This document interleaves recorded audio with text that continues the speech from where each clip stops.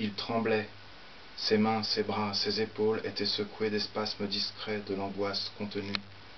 Des frissons aussi, partout, et la sueur. Ne serait-il donc jamais guéri de cette appréhension?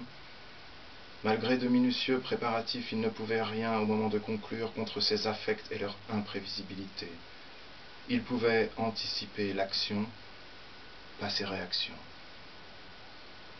Les yeux brasillants de sa proie accentuaient son trouble. Fébrile, il s'éloigna et disparut derrière une rangée de paniers rouges suspendus aux tringles. Là, réprimant une danse ridicule d'un pied sur l'autre, il reprit son soliloque. J'étais chasseur de lézards. Je les clouais sur une planche, je les ouvrais pour voir dedans. Tous les gosses ont fait ça, logique. Tu vas payer maintenant, fini la bronzette. La fille parcourut les lieux d'un regard épouvanté. Vélux, porte dégondée, ciel noir, ses espoirs faiblissaient. L'homme quitta l'ombre des vestiaires pour le hall, jeta un œil à l'extérieur et sortit en direction de sa petite berline pétrole. Nuit lourde et froide de flocons pâteux réduisant en flaques. Pénombre accablante d'un hiver sans fond, silence de plomb. Au supplice, la fille profita de cette absence pour tirer sur ses poignets. Creusant encore ses blessures, elle tenta d'atteindre les tortillons de métal, d'un côté, de l'autre, impossible. Avec un pied peut-être, oui, peut-être. Tendre la jambe vers la main, là-haut, si loin.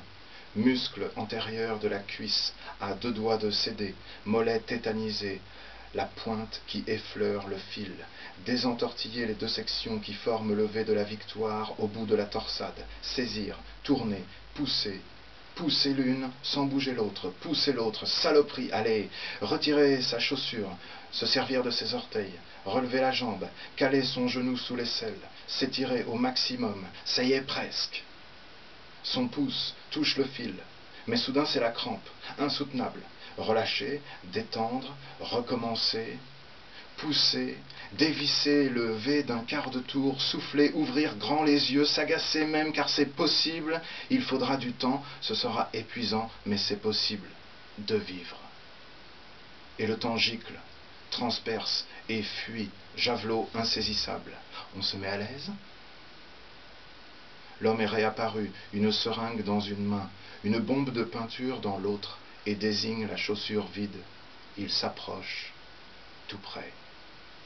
Fait passer la seringue devant ses yeux. Acide chlorhydrique, pour l'entretien des piscines, ça te rappellera la baignade. En injection dans la carotide, c'est réglé en 5 minutes. Un avantage pour toi si tu veux mon avis. Et ça, dit-il en montrant la bombe, c'est pour la littérature. En 2 pressions sur la brique au-dessus d'elle, il appose sa griffe. Regarde ce que j'ai écrit pour toi, chuchote-t-il d'un air mauvais. Mais les yeux de la jeune femme sont irrésistiblement attirés par la seringue. Il range la bombe dans la poche ventrale de son blouson. L'aboutissement de cette nouvelle étape s'approche. Il retire doucement le capuchon de protection, examine l'aiguille et brusquement, muet et froid, métamorphosé par le caractère définitif de son acte, gifle violemment la fille, qui tourne presque de l'œil. Il s'agenouille lourdement sur ses cuisses, coince son corps contre le radiateur, l'immobilise et la renversant en arrière afin d'offrir à sa pointe la carotide palpitante. Sans rien dire, mécanique et distant, approche l'aiguille de sa cible. C'est alors qu'une détonation fait vibrer les dernières vitres de la piscine municipale et qu'un cri retentit. La suite du roman La France tranquille, chez Fayard Noir, le 14 septembre 2011.